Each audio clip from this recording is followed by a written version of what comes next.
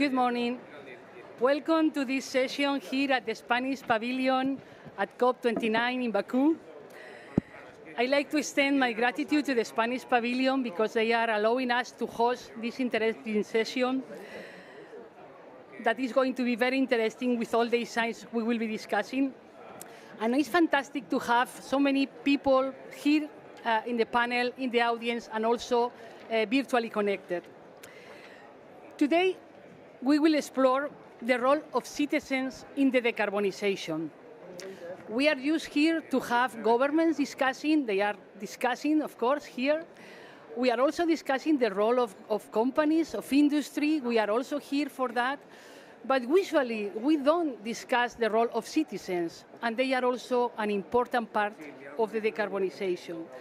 So today, we want to bring some insights of the study run by Suma Capital in Spain during this year, during 2024, so it's very recent. And this study involves the feedback from more than 2,000 citizens in Spain to identify behaviors and barriers to act towards decarbonization. And it's very important to understand what citizens think because they are part of the transition. So I will give you a brief introduction to the study, but I want to introduce also the panelists because it's an honor to have such a distinguished panelists with so many expertise here today. Andrea Bonzani, hi Andrea, is from the International Emissions Trading Association, and he brings a lot of expertise in carbon markets and policies driving climate action. Thank you for coming, Andrea. We have 1,000 representing the Australia industry group, who will offer balanced insights on economic stability and energy policy during the climate transition. And he also brings the perspective from a totally different geography. Thank you, Tenan. We have also Pedro Vallejo from Greenpeace, who is here to emphasize the urgency of unified climate action and the critical role of collective responsibility. And we will have also Paloma Vallejo, who is coming from IDRI, the Institute for Sustainable Development and International Relations, who, as an association, they are discussing the impact of changing lifestyles. That's not easy. And also some concepts like the new social contract. So this is the great panel we will have for discussion. And I would like also to introduce, before going deeper in the discussion, who is Suma Capital that has been running this study.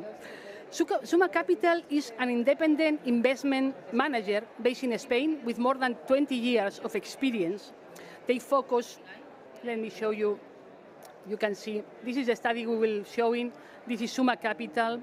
They focus on clean tech, sustainable SMEs, infrastructure for the energy and circular transitions. And they have a strong presence in Southern Europe. Their top ratings for responsible investment practices, they have had the highest score in UN PRI during the last 5 years. And they have very strong commitment to the decarbonized economy, but also their own portfolio. They are part of TCFD, the Initiative Climate International. And I have to say that I'm honored, it's a privilege to be the president of an impact committee of Suma Capital. This is an independent advisory body that has the objective to promote sustainability and maximize the environmental and social impact of those investments. Of course, also the economical ones, but they are very keen on maximize the ecological or the environmental and social impacts. So this is Suma Capital, and let me give you briefly some insights of the study, because this will be the basis for discussion. Okay. What I'm presenting is the Suma Net Zero Index. This is a new tool to measure how much are we progressing with the citizens on the decarbonization, okay? The first thing I will tell you is, who are the citizens? Are all the same? And in Spain, you can think if this is the same in other geographies, but in Spain, we discovered that there were 3 kinds of people. The skepticals. Fortunately, they are only 15%, still 15%, but only 15%, that probably they will doubt about climate change, they will deny that, and they will deny any solutions for that. But the 85%, the rest of the 85%, they believe on that. And we have half-half. We have half of those people that are believers. We are believers. We think that we can do something and we can change things, and we are actively involved. That's why we are in the COP. But we have the other half that is hopeless. And those are people that believe that we have to act, but they have lost hope. So we have to think that this is the panorama of people that is going to act. Something that is interesting in that panel is which are the barriers for decarbonization. We are citizens. What are the barriers that we are finding? And there are two main barriers. Probably they are not new for you. The main barriers are change of habits. It's not easy to change habits on energy, on mobility, on food. Change of habits is very difficult.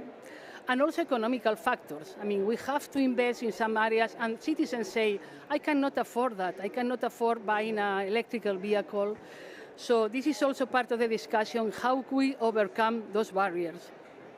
Another insight interesting is this dilemma between decarbonization and economical growth. Are both compatible?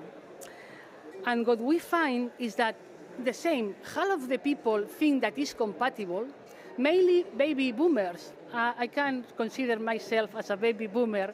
We are convinced that this is compatible, economical growth and green growth.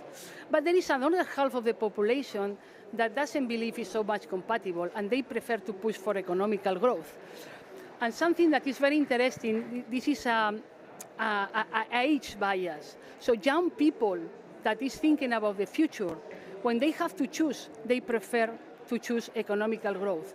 So there is a message, a narrative that we have to build, saying that one thing helps the other, and the future for our young people goes in hand with green growth. Okay, just as an anecdote, the study found some contradictions. It's interesting to see that high-income groups, that they can afford to buy a new electrical car, they can afford solar panels, they do that. But at the reverse, those are the people that probably have also a lifestyle not so sustainable. They drive more, they fly more, they shop more. I mean, they are high income, so there is a controversial. And also, young people, they have good lifestyles, but they have other things that are not so sustainable, like eating a lot, packaged goods, or buying a lot of electrical goods. So there are some contradictions that as citizens we have to be aware. And the last thing maybe to mention is that we don't know which is our carbon footprint. We don't know. When you ask people, some of them think that waste management is having a big effect on reducing the carbon footprint. And it's great, we have good habits on recycling, but really we underestimate, the citizens underestimate the impact of mobility, of purchase of goods, and energy consumption. So with all that panorama, what Summa Capital did was to create an index. Let me see if I can show you.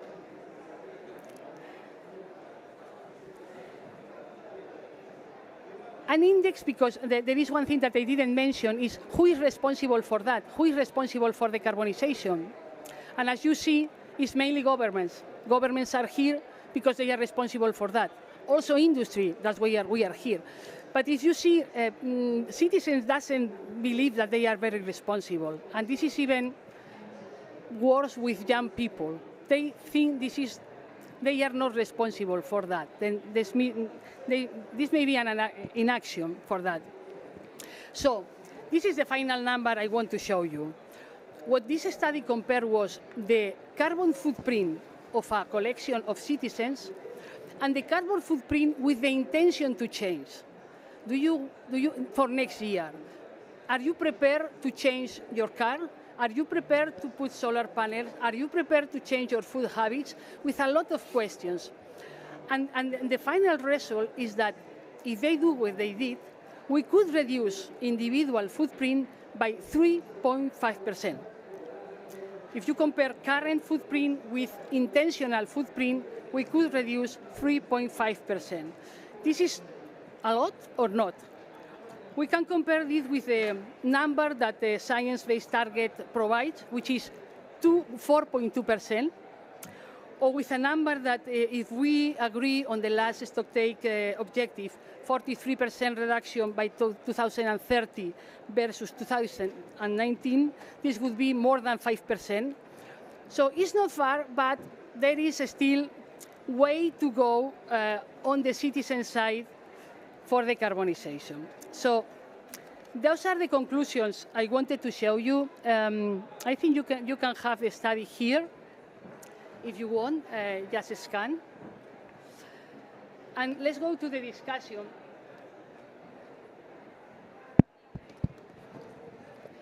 Let's go now. Yeah?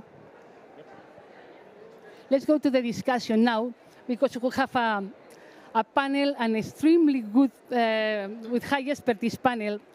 And I would like, Andrea, to start with you. I mean, you heard that we have hopeless people that doesn't believe that this is possible. And you are an expert in policy making, so which is the role you think governments can have, industry can have, really to engage more the citizens in a way that we can foster this sustainable growth? And also, what type of measures should we incentivize to engage those people that we are talking about? Andrea, if you want to introduce yourself a bit further, feel free to do that. Thank you, Mariluz. Thank you for the invite. I'm really happy to be here because this, for once, especially a COP, is an event that does not deal with the specialized expertise that we have. We're talking about the broader picture, bigger questions, and I'm also on a panel with people that probably have a different focus. So I'm looking forward to the fruitful exchange. I managed to review some of the findings of the studies. And to start with, I say that I agree with the outcome of one of the questions asked. I agree with the majority of the respondents. We shouldn't put too much of a burden on citizens as those responsible for solving the climate crisis. I agree that the main responsibility lies with governments and businesses. And that's perhaps why we have a fairly large group of hopeless people, because they don't see government and corporations acting as they wish. But I think citizens indirectly have the tools to change this and make an impact on their governments and on businesses. Because they're voters, because they can pressure governments organizing themselves, and with corporations they are consumers, and the business community listens to their clients and consumers. So what do we do to mobilize this energy for the greater good? I think first of all we need to know who citizens are and what they think and how they act. The business community has organizations that participate in the policy-making process, like the one I work for. With citizens, it's not easy. We have NGOs, pressure groups, but they're not seen as representative of all citizens in the same way as business associations are representatives of all businesses, and the interests are too dispersed. The individual citizens don't have the tools to make an impact. So it's really good to poll and survey citizens, and I'll just flag a couple of really interesting results that are very counterintuitive. One you mentioned is the fact that young people are more concerned about economic growth and economic prosperity than older people. We have the assumption we make is that the young people are those who are really pushing for stronger climate change policy. But maybe this is just a minority of the people, very energetic and loud, but maybe not the majority. So something to take into account. And another one you didn't mention, but I noticed, while the believers and hopeless are equally split, more or less equally split between men and women. In the skeptical group, they're overwhelmingly male, 61 to 39. So again, climate change impacts men and women in the same way, but why is that? I think it's helpful to have these numbers and then think through it. So once we have that, what do we do? I would say two things. One is providing information to citizens. Good information. Maybe all of us can do that by engaging with citizens directly, but also engaging with the media and make sure that what's presented in the media is informed and balanced based on science, on practice, on all the relevant expertise. And then when we design policy, when we work on policy making, we really need to think through the consideration, to think through the impact that this has on the population, on citizens, and provide the right incentives. I do think that people react to incentives, especially economic incentives. So providing the right sticks and carrots will then help change those behaviors.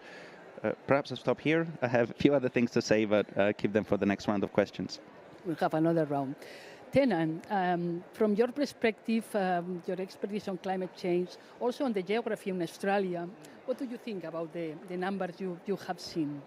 So the findings of the survey, in some respects, are similar to the experience that we have in Australia and other places. There are also some results that are quite surprising. So on that finding of youth support, youth preference for growth over decarbonisation if forced to choose, in Australia, we do see a very strong age gradient to public opinion on climate, and people in the 18 to 29 age bracket are about 20 percentage points more likely to be strong supporters of climate action, urgent action, than people in the next cohort up.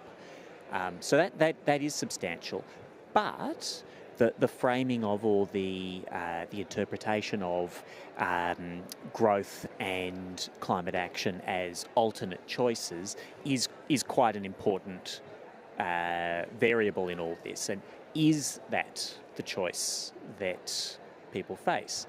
I think in any geography, presenting a choice to have less consumption is going to be a much more difficult, persuasive challenge than that of decarbonising consumption. And the challenges in decarbonisation of the most emissions-intensive goods or inputs that we have are substantial, but I think those technical challenges are much easier to resolve than the persuasive or opinion challenge of persuading people to be happy with less consumption overall. And for that matter, most of the goods that we consume are, as measured by value, economic value, are not that greenhouse gas emissions intensive or energy intensive. It really is a subset of very basic and foundational inputs and services like transport that we desperately need to decarbonise. Now, what that takes is systemic changes. And this is a thing that can become controversial when looking at individual carbon footprints or the role of citizens, because some people will perceive that as a distraction from the business of changing energy systems, changing the support systems around transportation so that transportation can decarbonise, and putting the responsibility on people who, as we've established, have limited resources and are often not very well informed.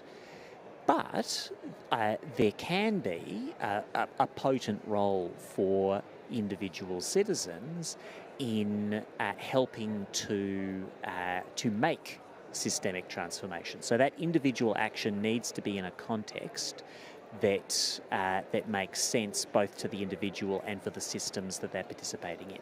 So, as an example, rooftop solar systems have become tremendously successful in Australia and in many other jurisdictions, but we have, I think, perhaps among the highest penetrations of rooftop solar in households in the world. Rooftop solar is now supplying more than 10% of grid electricity, and we have 20 gigawatts of rooftop solar in Australia. And that has come about because individual households, one, they were supported by public policy to take up that opportunity, but they saw it as their way of making a contribution to the transformation of the electricity system.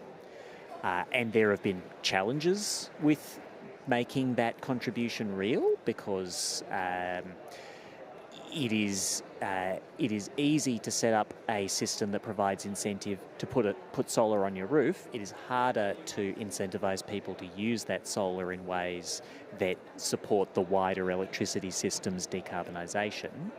But there is, in our polity at least, a lot of willingness to act when it is seen that individual interest and the interest of all go together. And so reducing household bills while contributing to greenhouse gas emissions reductions and lower strains on the wider electricity grid has been quite a potent formulation for encouraging that participation by the citizens at large. Interesting, because this is a win-win for both. I mean, if you get to a win-win for household, for citizens, and for the system, it seems that it works. You will tell us exactly how. One thing that this study is also showing is which is the offer that citizens have and which is the demand, and we see how do they react to that. And we have seen, apparently it's not the same in Australia, but here in Spain, we see how is the citizens, I mean, the young people, they are not so engaged. They look far away from that. They think the responsibility lies in another people, not really on them. So, Pedro, how do you see the people that we have seen, I mean, the profiles that we have seen? How can we engage them really in this decarbonisation? As Tenan was saying, if there is a win-win, this could work, but you are very used to engage people, to mobilize people. So which are your thoughts on that? And also, which are your thoughts on, sometimes we say, we will do that, but we are not doing. I mean, from this theoretical commitment to the real one. What do you think about that? Yeah, hi, thank you very much. I'm Pedro Zorrilla from Greenpeace, Spain. Yeah, I wanted to, well, many thoughts are coming to my head, but I wanted to just to start with two thoughts on the general focus of the study. I think it's really interesting, and I will highlight now one of the most interesting things for me. But one is reiterate a little what he said about that the figure about who has the responsibility. I think is I would share also that so the governments and the big industries have more power, more resources. So I think they have the most responsibility, both because they have more power, but also because their actions will have a higher effect in the total. So yeah, we have to take this in mind. Of course, when I talk about climate change, I say that all of us, we have responsibilities, and the citizens, we need to act. There is nobody who can refuse to act. It's hugely important problem, very urgent. We have to do a lot of changes, so we all have to do that. But yeah, there are the big public and private bodies have more power to move us on. And the second one is I also saw that the studies is like very focused on decarbonisation, on carbon. I think that's good. It's useful, it's necessary because of climate change, but we need to have also the link with biodiversity and other natural parts of the ecosystems like water and so others. Because because they are all related, so if it's not only decreasing carbon emissions, but also there is a biodiversity crisis that we have to tackle and to solve, and also because some measures can have negative impacts on that. There are also a lot of synergies between those actions, so yeah. Very often we lost the focus, and because we want to decarbonize so quickly, so it's to focus. Well, just this. And then what I like most from the study was this the comparison between the potential reduction of carbon from the measures and the willingness of citizens to act. And comparing them is very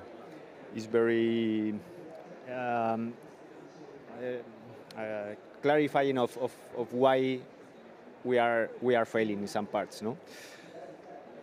So that's very encouraging, and this also shows the importance of providing more information of the most needed measures and the potential of the most important actions.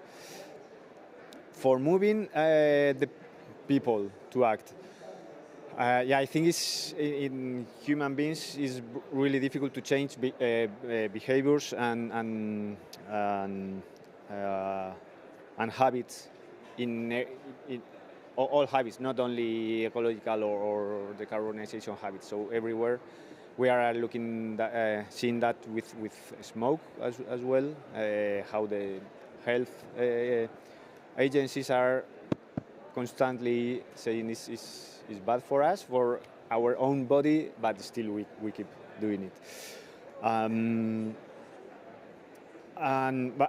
then there is this link between information providing and then coming back to the industry and to the governments, because they have the power to change things and to make those changes easier. For example, in Spain, continuing with the solar panels, we have seen a huge increase in solar panels, but in individual houses, not in blocks. And that's because those have most incentives, because they have the individual houses have a higher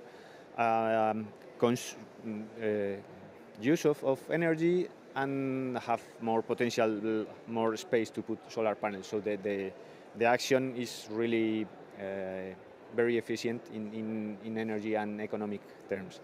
But when it comes to building blocks or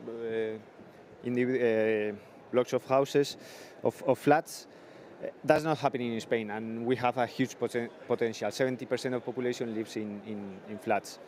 And here is when the public action comes. So it's when we show that some policy needs to be implemented to increase all this huge potential. And we are trying to do that. So it's like, I think the whole population would be willing to change, but they need the incentives or even just to have it easier to make it. And that's not happening in flats. We are demanding this now to the public authorities in Spain, and it's an example of how when the correct structure and incentives are in place, then the citizens come on. It's similar with mobility. When there are bicycle paths, the people use them. But if there is no cycle paths, the population just going with the cars is very dangerous. So there is a much lower population using bikes in cities. So that's another example of the link between public and individual actions. You're saying something very interesting, that is for the citizens to react, it has to be easy. It has to be a win-win, and it has to be easy. And probably you are right that this is only for carbon, because it's following the carbon footprint, but it would be the same for water, for garbage selection. I mean, we can ask, it's the government who has to solve that, and you can ask the citizens, but it has to be easy, because it's not easy. It's not, changing habits is not, we don't want to change habits. We are very used. Lola, at IDRI, you have been working on that, changing habits. And I remember some studies saying that for 2050, we have to change 95% of our habits, which is amazing. I mean, it's changed completely the way we eat, the way we shop, the way we translate ourselves. So how do you see that, and which thoughts can you bring to the discussion? And also, which measures could we, if there is additional ones, can we bring to the discussion? Thank you very much. So I'm the Special Climate Advisor of a Paris-based think tank called IDRI. And indeed, so the colleagues who wrote this study insisted a lot on lifestyles, meaning I think their main concern was that we see ecological transition as kind of a series of nudges and small gestures that individuals could take. And I think it spoke more about the fact that the penetration of some low carbon technologies are kind of paying less, odorless, and don't require any change. And actually, a lot of the energy related in households is, if you had a heat pump instead of a gas boiler, or if you had induction to cook food instead of, again, a gas, that doesn't massively change the way you behave or what you do on a daily basis. That's fairly painless. And that's really about the economic incentives, because you're going to do it if you have reliable people that can fit that technology in your house, and that it's actually makes sense. It's of course going to be a very small minority that is going to pay a premium to get those lower carbon. We need them, and it's very important, but I think ultimately you have to explicitly design things so that it favors those lower carbon technologies. And it's making a really complicated political stance, because it's effectively favoring electricity, even notwithstanding of how it's produced in the first instance, as opposed to the fossil fuel like coal, in Europe in particular gas. And France, for instance, is thinking about having a taxation on electricity, because it's a tense budgetary situation, and that's there's a lot of other parameters, but it's not helping in that current context. But to go back to my point, there's also a lot of lifestyle changes, especially transport, as we mentioned, is so linked to things bigger than you and systems, and what is outside when you leave your house, and how do you have to go to work, and whether you have a school and hospital and things like that accessible in your neighborhood. So it's really about urban planning, and I co-chair the mitigation work program within the UNFCCC negotiations, and one aspect that we discussed was urban planning, because IPCC now has this focus on cities, because it's just a cross-cutting way to look at a lot of things that is massively important, because you have two models, right? You can have this suburban way of like a lot of sprawl, a lot of land footprint, and like large roads. And it is a model, and also you have the more dense, compact, mixed use, which is, so it really feels like you have to pick and choose between different ways and different countries' ways of doing things, or different histories. But it's not about that, but the IPCC does say that actually having this dense, mixed use, well-connected, it makes a massive, massive impact, not only on immediate emissions, but more importantly on the well-being and the lock-in that you have into future emissions. So for me, that's also what we mean when we say it's not just about what citizens do, you can, turn off your light, but ultimately what makes a difference is this kind of urban fabric that you have no control over, and whether you have accessible public transportation. And I think if it is easy, most people wouldn't, like, it doesn't become a political statement to do those things. And I think that's when real change happens, is that people do things because it's the done thing to do, and it's the easiest thing to do, and it's the cheapest thing to do. But that requires a lot of policy intervention. Also, one thing that my colleague had worked at IDRI on around this question was this notion of the social contract. That I find so interesting. So if you haven't done political science at university, you could see it in a kind of transactional manner. It's really a crude way of presenting it. But effectively, what are you willing to relinquish in terms of your liberties, or like what sacrifice are you willing to make in exchange for particular services given back? And I think if in some countries, life is not perfect, but at least you have cheap energy and cheap, I think it's very difficult to envisage that you're going to make the incumbent fossil energy more expensive without very quickly also having in parallel, cheaper clean energy.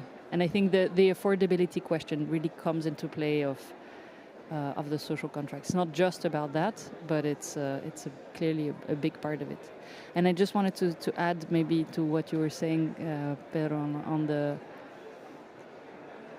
biodiversity matters, but I think in this current context, also if you think what people believe in, what really echoes to their values, I think the tackling the adaptation to climate change is massively important, because I think a lot of people see their environment changing. I don't know that everyone does the link to climate change, but in many places, I live close to the Pyrenees, and the people there, they see that within less than a lifetime, the landscape has immeasurably changed. And so I think that also helps to maybe build awareness about the importance. Unfortunately, it's often when it's too late that this conversation can be engaged, but maybe that's also another way to think about engaging citizens. That's interesting when you say linking that to values. I mean, you have linked that to win-win, to make it easy, to values, even to urban planning, you say. I mean, it has to be easy again. The idea is to repeat this Summa Net Zero Index this year, because there are things that can influence. In Spain, for instance, this was done at the beginning of the year, and there has been a dramatic consequences on the climate. So it could be different. Maybe, I don't know if the sensibility of citizens have changed, but really there is an impact. But you have all raised that change of habits and economical barriers are an important thing, and sometimes people can afford. And so, Andrea, and you are linking this to policies, but what would you recommend, and you are an expert on that, to governments really to overcome those barriers? Maybe you can think how can support the citizens. You have already mentioned some things on, but what comes to your mind, and where they should put the big priorities? Because at the end we are offering services and products to citizens, and they have to buy in, and we have to mix both. If they have a lot of offer but they cannot afford, we are not succeeding. And if there is not offer, of course, they don't have any responsibility. So with this policy engagement, which measures could we put in place that could overcome those barriers? Yeah. Andrea, yeah. Thanks. Well, I think all of us emphasize the absolute need for systemic change and the importance of economic incentives. I think we phrased it a bit differently, but we all make that point very clear. And what do we do to address that? And in terms of concrete policy proposals, I would go back to my point on information, being informed about the climate impact of your choices, your lifestyle. One findings that really resonated with me is the outsized importance that people attribute to recycling. I thought it was a bit of an obsession of some of my immediate family members, but apparently not. It's more systemic. Recycling is a good thing, but yes, sometimes we misinterpret the impact of our actions. So I think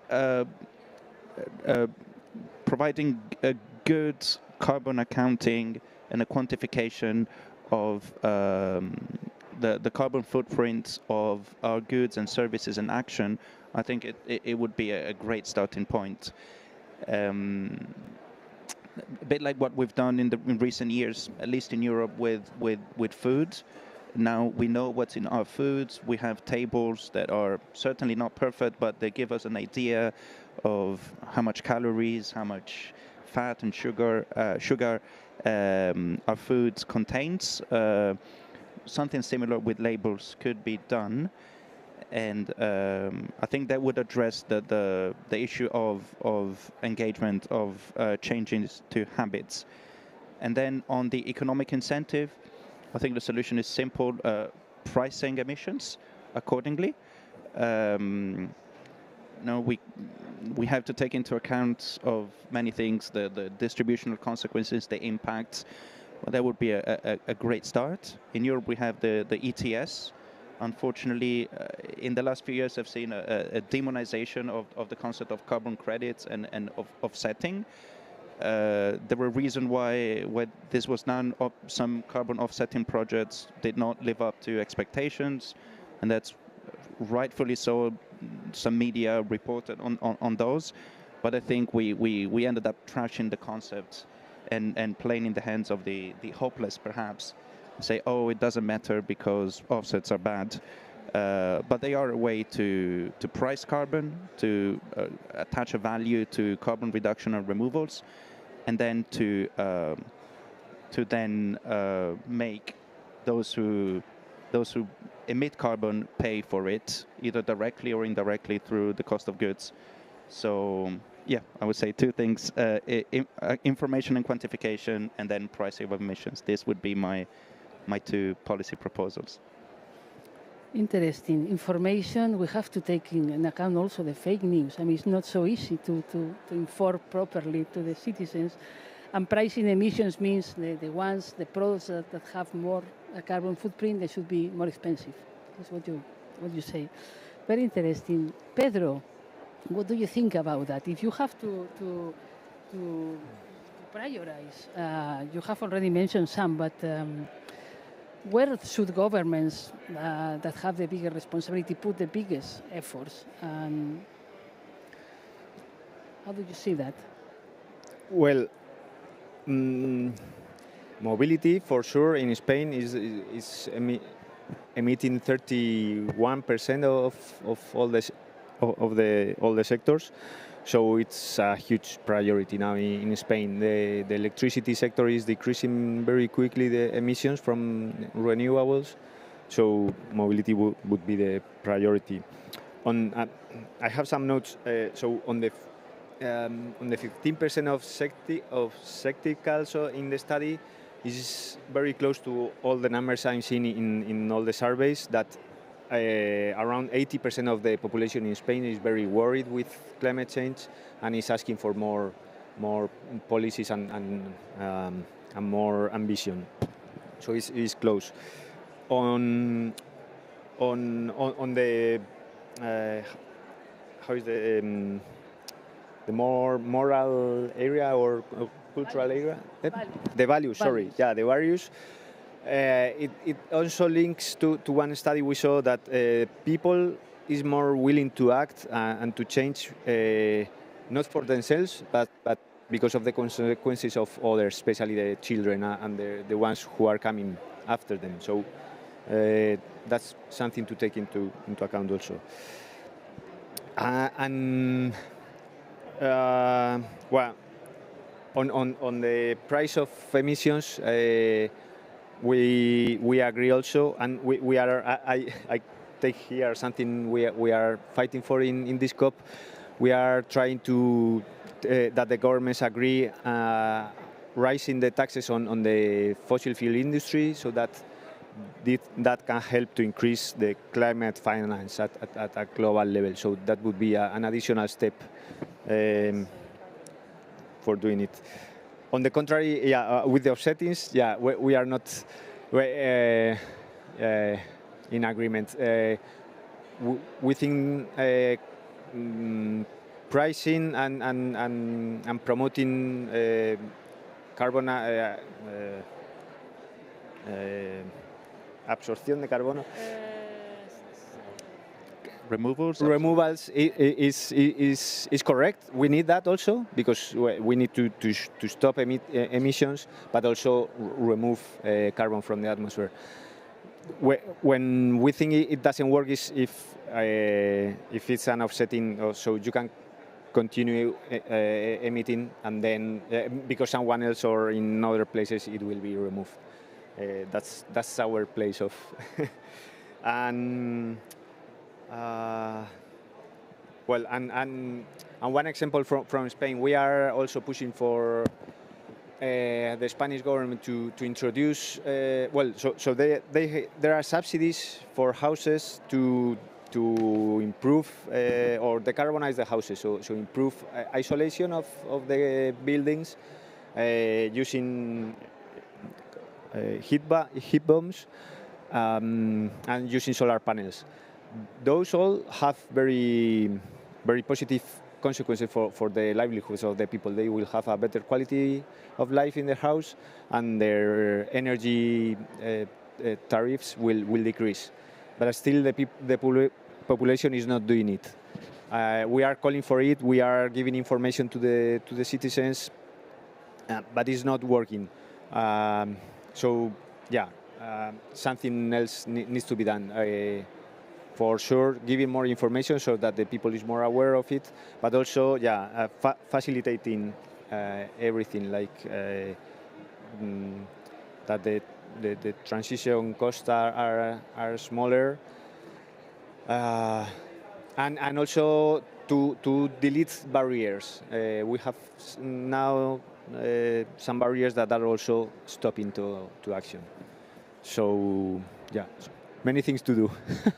Okay, you mentioned stop removing barriers, and I heard many conversations, and it also shows in the study that sometimes lack of infrastructure is a barrier. I cannot.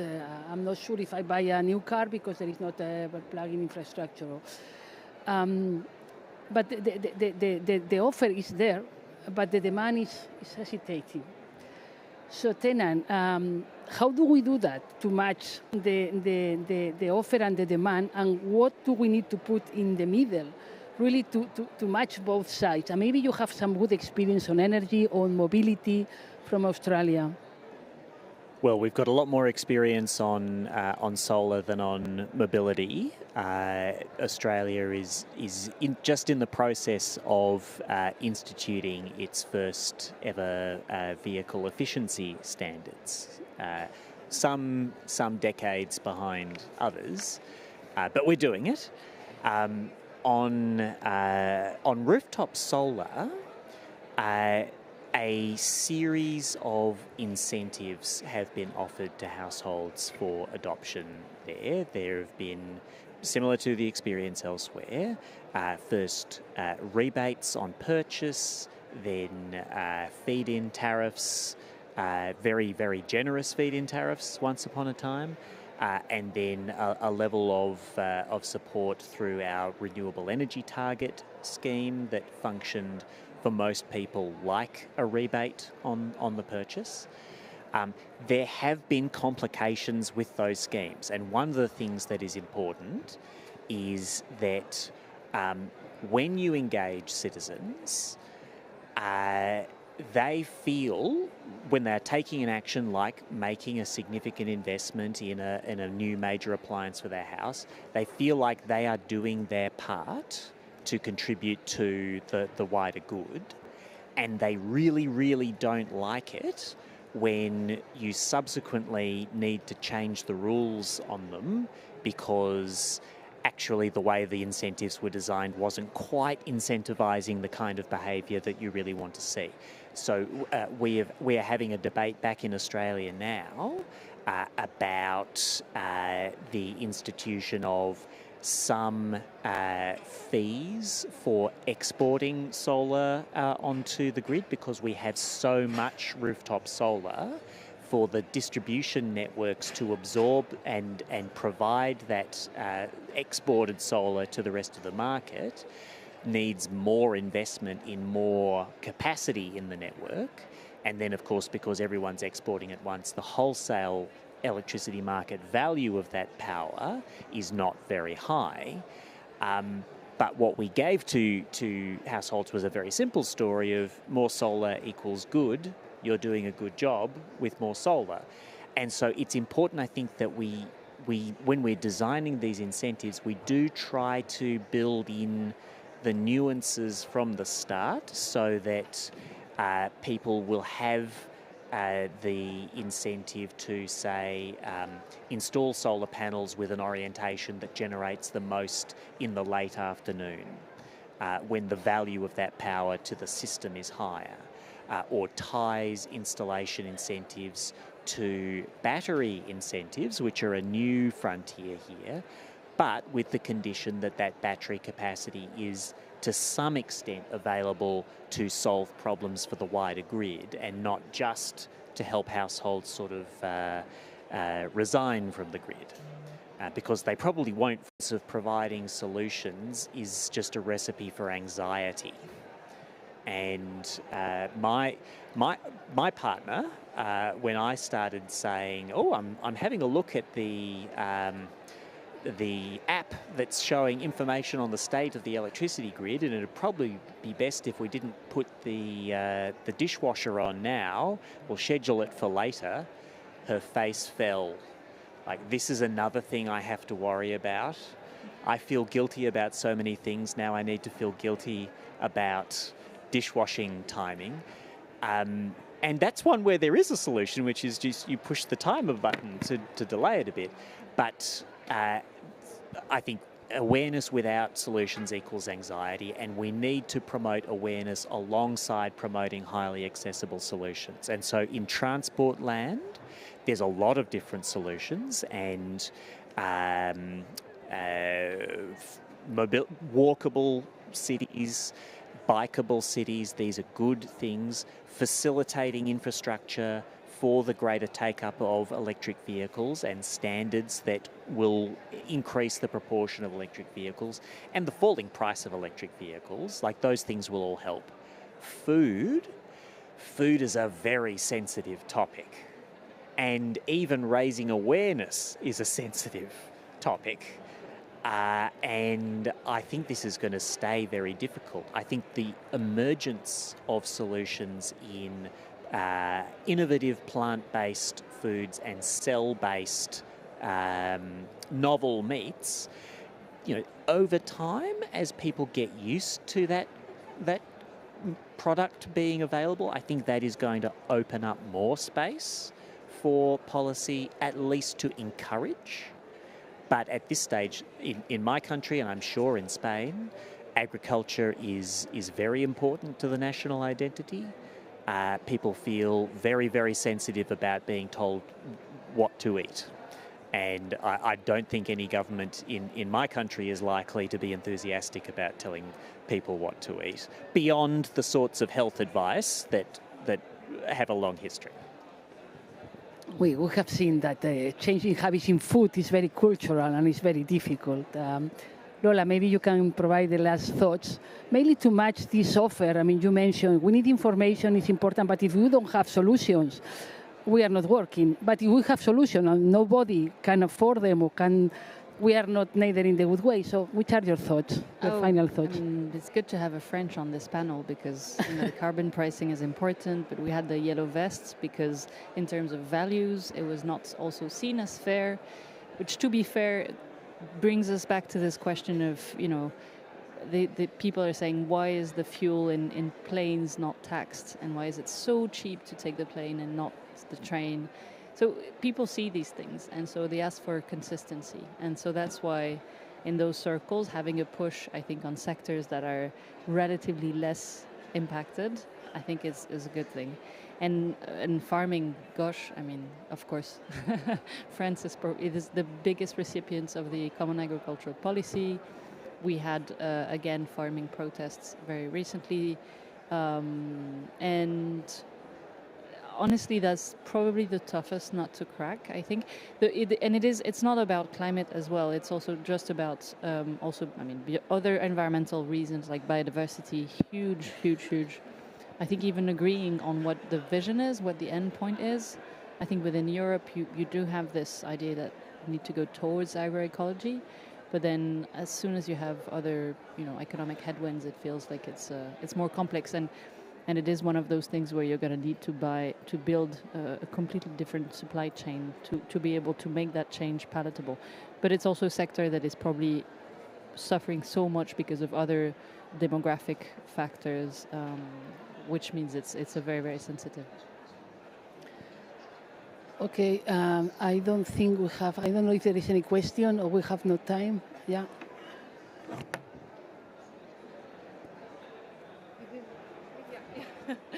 Hi, Sure, Laura please. Dier from Germany. My question is, so we talked a lot about the hopeless. What about the skepticals who really think, I mean, there is a minority who thinks climate change is not a real thing. How do we catch them? Is there any way to convince them? Do you have any ideas? Because I feel like in Germany they're getting louder, and it's like a backleash. And yeah, maybe how do we cut this backleash? I think the moment, like in uncertain times, it's becoming more politicized and more divided. I think there are a lot of external factors that have nothing to do with what this conference is about, that speaks to the increased polarization of our societies and the role that also social media and technologies play into it, and the fact, I think that really plays into it, and that's a very valid policy question, but let's not add that on top of climate here, I would say. I have friends that disagree, by the way. I have engineer friends who are working on algorithms that promote good things that have a social value, because otherwise the algorithm are everywhere are really based on the more extreme the content, the more it's going to get promoted, because that's what people react to, and people react to things that are different from what they say they want, and that's why your For You and is different to what you subscribe to on Twitter, if you still have a Twitter account. But yeah, anyway, that's a very generic question. I think it's the notion of education, of course, is very important. But well, I just have two extra thoughts there. One is that economics does make a difference. So people who, for opinion reasons, cultural reasons, how they feel about those in power or otherwise are sceptical of clean energy and climate, can have their minds changed just by where is good business to be done. And I certainly know people in Australia who 15 years ago were promoting the argument that renewables could never amount to anything particularly useful in the electricity system, who 10 years later were running solar companies because they could see markets moving. Now, that's not going to be the case for everybody. The other thought that I have is a saying, I think it's been attributed to a lot of people, but I've heard it attributed to Niels Bohr: science progresses one funeral at a time. That people may not change their minds that often, but they do depart the scene, inevitably, as do we all, and opinion will shift over time. But I think we will find new generations of people who are not happy with institutions, and we do need to live and work with those people. Okay, we can continue the discussion after that. There is many things to discuss. I want to thank you, the panel, because you bring very, very interesting questions and answers. You have been talking about win-win and make it easy for citizens. Values, maybe they can help. This can help change something. This systemic change, I mean, we are trying to change many things: mobility, food, the energy at home. You raise the time of pricing and pricing going to the products, or maybe taxes, and you put some examples mainly on energy, mobility, and apparently food is not going to be so easy. So, okay, we leave that for the next discussion. Thank you very much for being here. We know that today you have very tough agendas, so thank you very much for bringing those insights. Thank you.